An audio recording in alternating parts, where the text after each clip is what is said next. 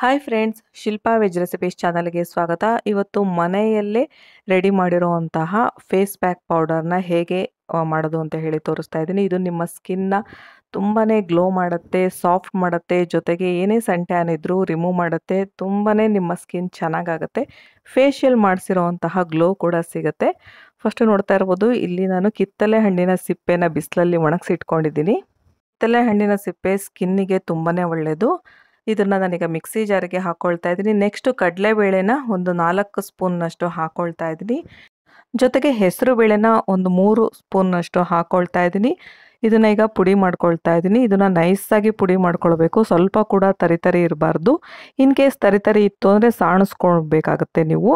ತರಿ ಇದ್ದರೆ ನಾವು ಮುಖನ ಉಜ್ಕೊಳ್ಳುವಾಗ ಸ್ಕಿನ್ ರ್ಯಾಷಸ್ ಆಗುತ್ತೆ. ಇದನ್ನು ನೀವು ನೀರು ಹಾಕಿ ಮಿಕ್ಸ್ ಮಾಡಿಕೊಂಡು ಫೇಸ್ ವಾಶ್ ಥರ ಕೂಡ ನೀವು ಇದನ್ನು ಬಳಸ್ಕೊಳ್ಬೋದು, ಅಥವಾ ಫೇಸ್ ಪ್ಯಾಕು ಕೂಡ ಬಳಸ್ಬೋದು. ಎರಡಕ್ಕೂ ಕೂಡ ಆಗುತ್ತೆ ಈ ಒಂದು ಪೌಡರ್ ಇದ್ದರೆ. ಈಗ ಫಸ್ಟು ಫೇಸ್ ಪ್ಯಾಕ್ ಮಾಡೋದಕ್ಕೆ ನಾನು ಆಲೂಗಡ್ಡೆನ ತೊಗೊಂಡಿದ್ದೀನಿ. ಇದರಲ್ಲಿ ಒಂದು ಅರ್ಧದಷ್ಟು ತಗೊಳ್ತಾ ಇದ್ದೀನಿ. ನೋಡಿ, ಇಷ್ಟಾದರೆ ಸಾಕು. ಈಗ ಇದನ್ನು ತುರಿತಾ ಇದ್ದೀನಿ.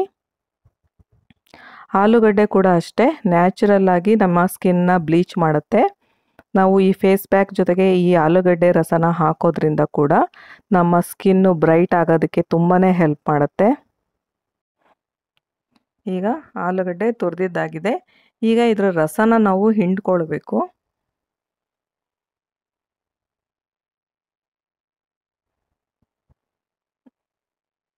ಇದ್ರ ಜೊತೆ ಬೇಕು ಅನ್ನೋದಾದರೆ ಟೊಮೊಟೊ ರಸ ಕೂಡ ಹಾಕ್ಕೊಳ್ಬಹುದು. ನಾನೀಗ ಆಲೂಗಡ್ಡೆ ರಸಕ್ಕೆ ಈಗ ನಾನೇನು ಪುಡಿ ಮಾಡಿ ಇಟ್ಕೊಂಡಿದ್ದೆ ಅಲ್ಲ ಫೇಸ್ ಪ್ಯಾಕ್ ಪೌಡರ್, ಅದನ್ನು ಹಾಕ್ಕೊಳ್ತಾ ಇದ್ದೀನಿ. 1.5 ಸ್ಪೂನ್ನಷ್ಟು ಹಾಕಿದ್ರೆ ಸಾಕು. ಜೊತೆಗೆ ನಾನಿಲ್ಲಿ ಕಾಫಿ ಪುಡಿನ ಹಾಕ್ಕೊಳ್ತಾ ಇದ್ದೀನಿ. ಇದಿಷ್ಟು ಹಾಕಿದ್ಮೇಲೆ ಮಿಕ್ಸ್ ಮಾಡ್ಕೊಳ್ಬೇಕು. ಇದ್ರ ಜೊತೆಗೆ ಸ್ವಲ್ಪ ರೋಸ್ ವಾಟರ್ನ ಕೂಡ ಆ್ಯಡ್ ಮಾಡ್ಕೊಳ್ಬೇಕಾಗತ್ತೆ.